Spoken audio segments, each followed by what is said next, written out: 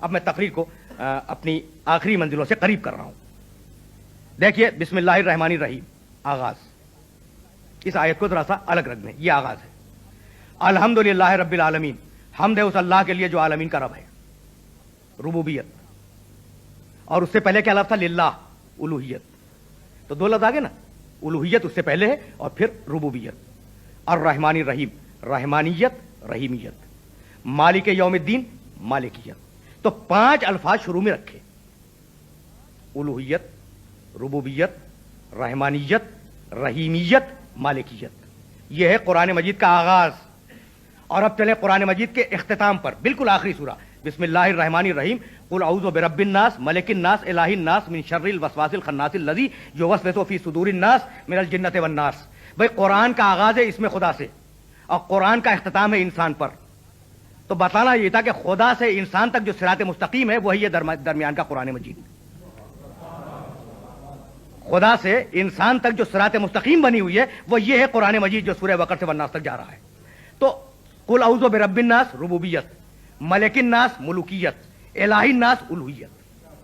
اب 5 نام رکھے سورہ حمد کے اندر اور 3 نام رکھے سورہ والناس کے اندر اور ترتیب کے ساتھ رکھے. تو عزیزان محترم میری گفتگو اس منزل پر اختتام پذیر ہو جائے گی اگر میں اس میسج کو کنوے کر سکا. دیکھیے سورہ والناس میں کیا ہے؟ قل اعوذ برب الناس ربوبیت، ملک الناس ملوکیت، الہ الناس الوہیت. ربوبیت کے معنی کیا ہے؟ رب. رب کے معنی پالنے والا، پرورش کرنے والا، احتیاج کو پورا کرنے والا. ملک کے معنی کیا ہے؟ ملک کے معنی بادشاہ، حاکم، آقا، مالک. یہ ہے ملک. الہ کے معنی کیا ہے؟ وہ ذات جو لائق عبادت ہو. وہ ذات جو لائق عبادت ہو. تو ترتیب پہ نگاہ رکھیے گا. پہلے رکھا ہے ربوبیت کو رب الناس قل اعوذ برب الناس، پھر رکھا ملوکیت کو ملک الناس، اور پھر رکھا الوہیت کو الہ الناس. بھائی اس ترتیب میں کوئی نہ کوئی راز تو ہوگا نا. اور اسی راز سے ہم سورہ حمد کے ان الفاظ کی طرف واپس جائیں گے. تو عزیزان محترم انسان کی زندگی کے 3 بڑے ادوار ہیں. بچپنا، جوانی، بڑھاپا. بھائی یہی تو ہے نا. بچپنے میں انسان کو تربیت کی ضرورت ہوتی. بھائی اگر ماں باپ اس کی تربیت نہ کریں، اس کی جسمانی اور روحانی غذا کا بندوبست نہ کریں تو مر جائے نا. تو اس کو بچپنے میں تربیت کی ضرورت ہوتی ہے. اب بچپنا گزرا، جوانی آئی اور اب اس کا کیریئر اسٹارٹ ہوا. اس کی زندگی عملی شروع ہوئی.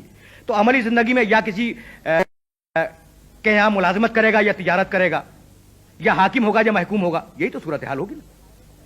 تو بچپنے میں تربیت حاصل کی اس نے ماں باپ سے، جوانی میں ملازمت کی، محکوم رہا اپنے حاکم کا، اور جب انسان بوڑھا ہو گیا تو اب وہ ملازمت تو نہیں کرے گا. اب وہ اپنی آخرت کی فکر کرے گا اور عبادت کی طرف مائل ہو جائے گا. یہی ہے نا مزاج انسانیت کا. یعنی بچپنے میں جو بچہ کھیلتا نہ ہو وہ ایب نارمل ہے، اور جوانی میں جو فکر معاش نہ کرے وہ ایب نارمل ہے، اور بڑھاپے میں جو عبادت کی طرف مائل نہ ہو جائے وہ غیر فطری انسان ہے.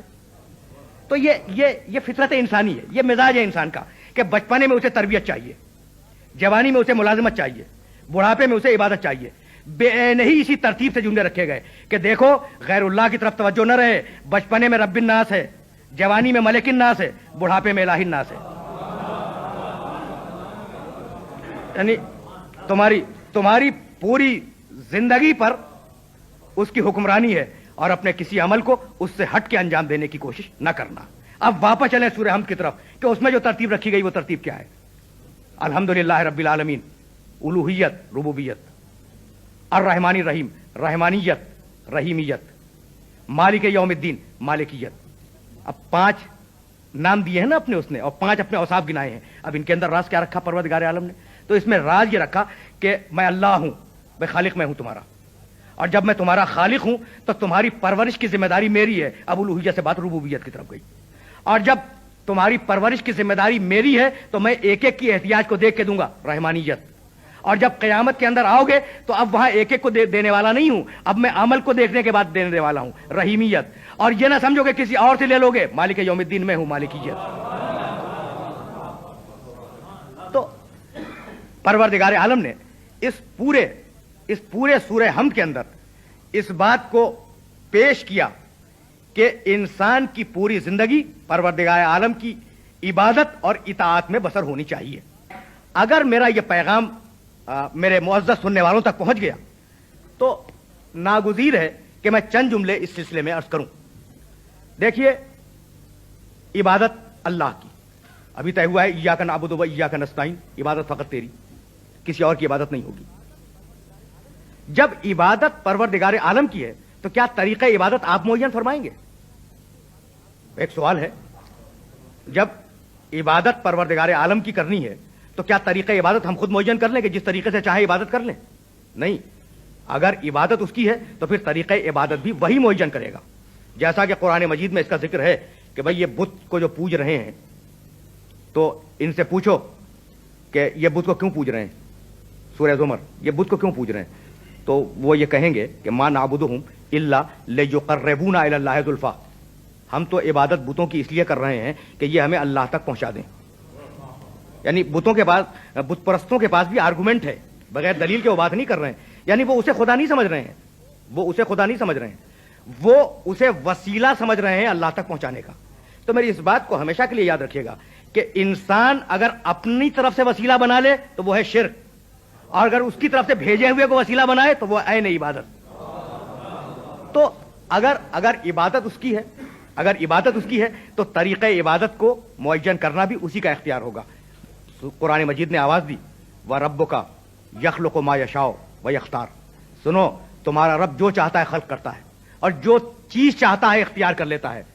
मा कान लहुमुल खियारा, किसी इंसान को इख्तियार करने का कोई हक नहीं है। तो तरीक़े इबादत को मुअय्यन करने का हक किसी इंसान को नहीं है, तरीक़े इबादत भी वही मुअय्यन करके बतलाएगा।